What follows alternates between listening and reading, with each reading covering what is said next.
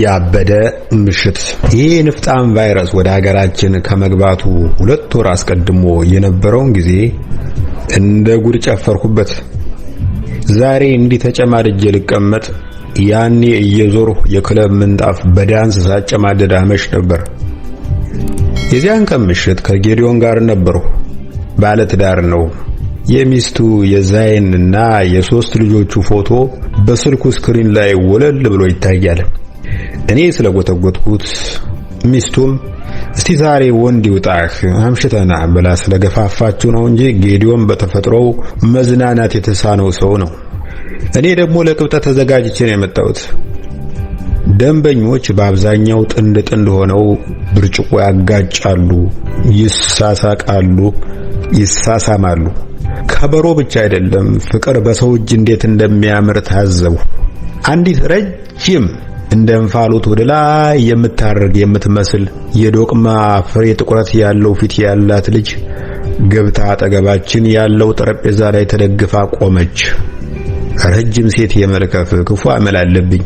ቁመት የሚጨምርልኝ ይመስለኛል መሰል እና ገና በየጎሮሮዬን ሳጸዳ ቦይፍሬንድ አለኝ አለችኝ። በቅርቡ የመጣላት ሐሳብ የላችሁም አልኳት። ጌዲዮን ነውር ነው ብሎ በከርኑ ጎሰመኝ። ረጅሟ ልጅ ገላመጠችው። እንድትከላከልልኝ ማን ሾመህ የምትል ትመስላለች። በዚህ መሃል አስተናጋጅቷ ኤደን መጣ። ምን ላምጣላችሁ አለችን። ዘፈን የለም እንዴ ዛሬ ስል ጠየቅኳት። የምንፈልገውን ካዘዝኳት በኋላ 4 ሰዓት ላይ እንጀምራለን። እነማን አሉ? ኩኩ ሰብስቤ፣ አለማየሁ እና ደግሞ ወንድሙ ጀራ። አሹስ? አሹ የታወቀ ተወዛዋዥ ነው። የ84ቱን ብሔረሰቦች ውዝዋዜ አሳምሮ ይችላል። 3ቱ ብሔሮች ከኤርትራ ናቸው። ሰውነቱ እኮ አጥንት ያለው አይመስልም ይሉታል አድናቂዎቹ። አሹ እንደታመመ አልሰማም እንዴ አለችኝ ኤደን በትካዜ። ምን ገጠመው? በቀደም ዕለት አቶ ወርቆ አይተነው 500 ሺህ ብር ሲሸልሙት በድንጋጤ ከመድረኩ ወድቆ፣ አሁን ደግሞ ሼክ አላሙዲን እያሳከሙት ነው።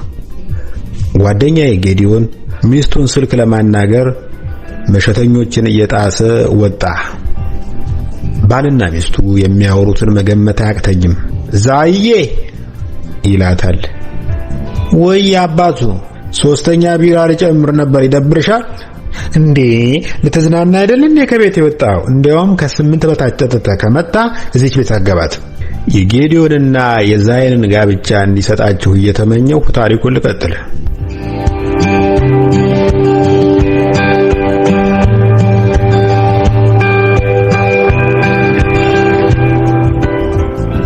ትንሽ ቆይቶ የክለቡ ጸጥታ አስከባሪ አቦሌ ወደ ተቀመጠበት ጠረጴዛ መጣ።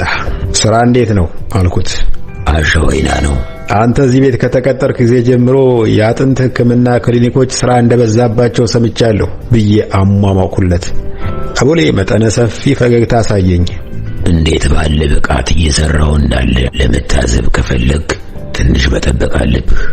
ዋናው የጥሎ ማለፍ ድብድብ የሚጀምረው ከምሽቱ 5 ሰዓት ላይ ነው።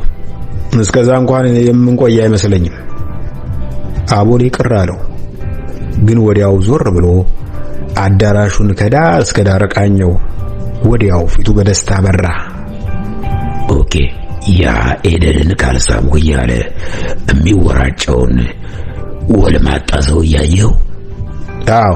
አንድ ጥፊ አይነ ስውር በስሱ ገባለታለሁ። 3 ተሽከርክሮ ወደ ምስራቅ ከወደቀ ዘንድሮ በኢትዮጵያ ጥጋብ ይሆናል።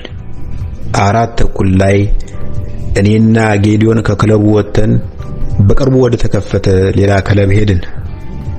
መንፈቀ ሌሊት ገደማ ያልጠበቅነው ነገር ተከሰተ። መደበኛው መብራት ጠፋና ባለ ህብረ ቀለም መብራት ክፍል ውስጥ መንዠቅዠቅ ጀመረ። አንዲት ገለዋ በሁሉም አቅጣጫ ሞላ ያለ ቆንጂዬ ሴትዮ ከሙታንታ በቀር እርቃን ሆና ወደ መድረኩ ወጣ። ምሰሶውን እየታገለች መውረግረግ ጀመረች። ደንበኞች ማውካት ማጨብጨብ ጀመሩ። እኔም ግራ እግሬን በቀኝ እግሬ ላይ ጭኜ ትዕይንቱን ለማጣጣም ተሰናደሁ። ጓደኛዬ ግን አልተመቸውም። ኮሌታዬን ጨምድዶ እያካለበ ይዞ ይወጣ።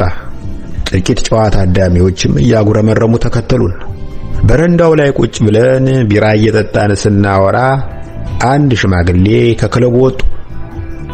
በጣም ተናደዋል። በሽበት የተሞላውን የእርጎ ጣባ የመሰለውን ራሳቸውን እየነቀነቁ ከፊታችን ትንሽ ተንቆራጠጡ። ሲጃራቸውን አቀጣጠሉ። አንዴ ስበው ጭሱን ወደ ሰማይ ተኮሱት። በእድሜ ማምሻ ላይ እንዲህ ያለ ጉድ ታሳየኝ የሚሉ መሰለኝ። ትውልዱን ወክዬ ትልቅ ድንጋይ ተሸክሜ እግራቸው ላይ ለመውደቅ ከጀለኝ። ዝግንኖት አይደል አባት አላቸው ጓደኛዬ። በጣም እንጂ አሉ ሽማግሌው። ስንት ሽንኩርት የመሳሰሉ ኮረዶች ባሉበት ሀገር እቺ እንደ ባደው ፈተው ይለቁብናል።